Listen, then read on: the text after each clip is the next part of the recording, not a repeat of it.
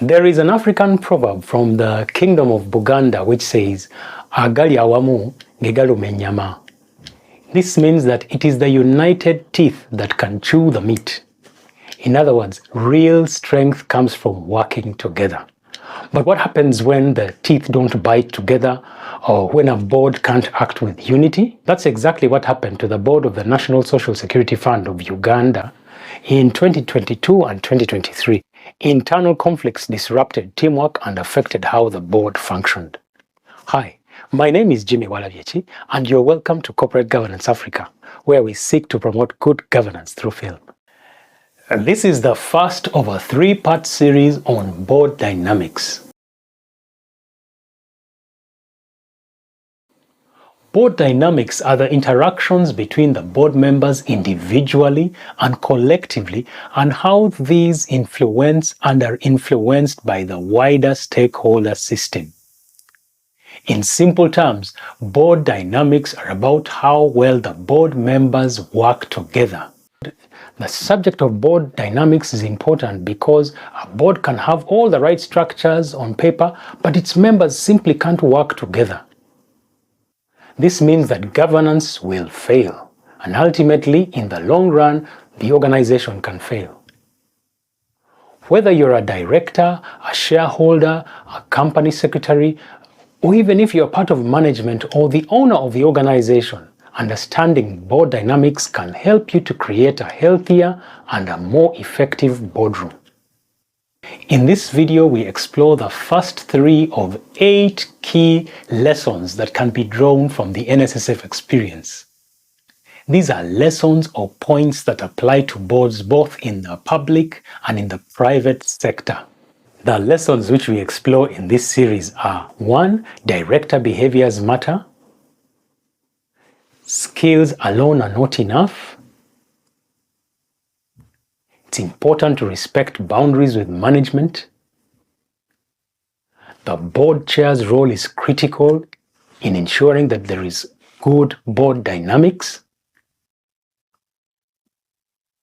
Shareholders and appointing authorities have an important role to play. Choosing the right people on the board matters a lot. And sometimes coexisting with a board member that is difficult to work with and who disrupts the board's operations may be an option that could be taken by the other board members.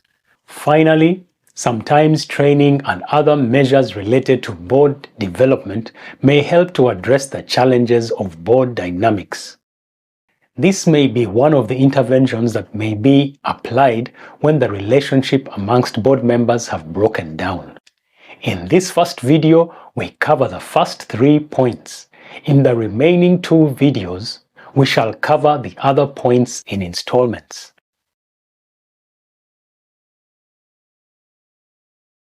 In 2023, a special committee of the Parliament of Uganda investigated what was going on at the NSSF. There had been allegations of bad governance within the organization. After meeting with different people and reviewing the facts, the committee wrote a report that was presented and approved by the Parliament of Uganda.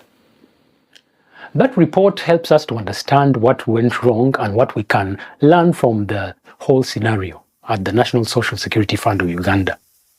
The National Social Security Fund is Uganda's state-managed retirement fund established to provide social security to employees in the private sector.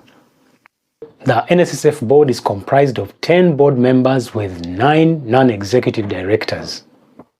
The managing director serves as an ex officio member of the board and is the only executive board member.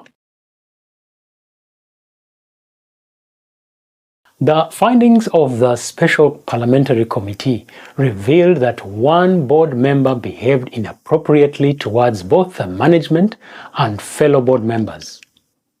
For example, the board member requested 1 billion shillings from the management of the fund without legal justification. The board member also publicly denigrated the board.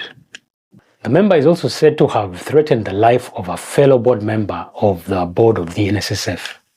Parliamentary committee also found that the board member had threatened the chief investment officer of the NSSF to obtain what he called financial inclusion.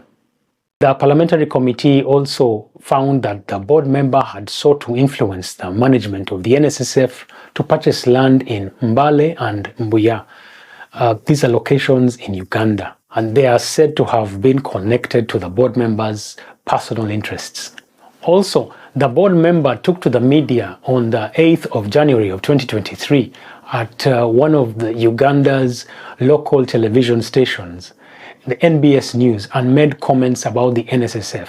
But this was despite the fact that the board had sat on the 5th of January of 2023 to designate the managing director or the board chair to handle any public communication. The chairperson of the board of the NSSF wrote at least 2 letters requesting the Minister of Gender, Labour and Social Development, who was the authority under the NSSF Act, to discipline or remove the board member. However, these requests went unheeded. Director behaviors are important and they contribute to a healthy boardroom dynamic.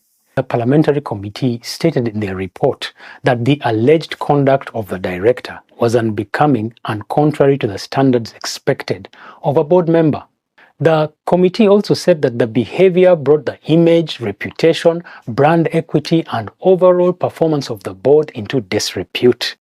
Director behavior is defined as the way in which directors act and the way in which they conduct themselves, particularly in regard to their fellow board members and the management of the organization. In the case of the NSSF, the alleged behavior of the director negatively affected the working relations of the board members. As has been mentioned, the board member is said to have threatened the life of a fellow board member. It would be difficult to work under such circumstances while still focusing solely on the interests of the National Social Security Fund. Dr. Richard LeBlanc mentions 10 important behaviors of directors in order to promote good board dynamics. That author recommends that behaviors that cultivate mutual trust, respect, and orientation towards resolving differences of opinion, forging consensus, reaching solutions, and maintaining resilience and composure under difficult circumstances are qualities that ought to be cultivated. If these allegations are indeed true, the actions of this board member were contrary to the spirit of teamwork.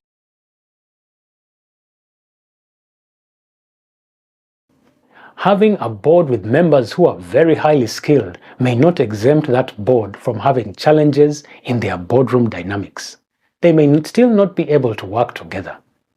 The NSSF board was composed of very highly skilled members. They had a great board mix in terms of gender and their skill set. They had a majority of non-executive directors, with only the managing director as the executive director on the board. However, all this did not insulate them against the challenges affecting their board dynamics. Board dynamics also entails the board's respect for the management's boundaries. The parliamentary committee found that the board member had interfered with management.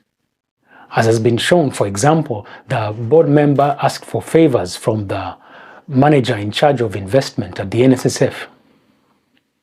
This example shows that it's important for board members to keep a healthy distance between the board and management. Also, the interactions between the board and the management should be professional, in accordance with the board charter and any other relevant documents of the organization. The experience of the NSSF's board is a reminder showing us that governance is built on more than just policies and credentials. It's built on how directors behave, how they relate to each other, and how they respect the roles of the management of their organizations. Even the most serious board can be undermined when trust breaks down, when boundaries are ignored, and personal interests override the collective purpose of that board. At the beginning of this video, I mentioned the proverb from the Kingdom of Buganda, which said, "Agali awamu, gigalume nyama," meaning that it is the united teeth that can chew the meat. The lesson is simple The lesson is powerful. Boards, like teeth, only function well when they work and act together. Without unity, the oversight of the board weakens and the governance of the organization suffers. So, what about your board? Do directors understand the impact of their behavior on others? Do they understand how that affects trust and collaboration or working together in the boardroom? Does the company secretary feel empowered to guide, correct, and uphold the board standards of ethical behavior? Are there clear boundaries between oversight and interference? And does everyone on the board know where those lines are? These are necessary questions because a board that fails to reflect on its behavior may soon find itself reacting to a crisis that it did not see coming. In the next part of this series, we'll explore 3 additional lessons from the NSSF experience. We shall focus on leadership, oversight, and what boards can do when difficult circumstances arise.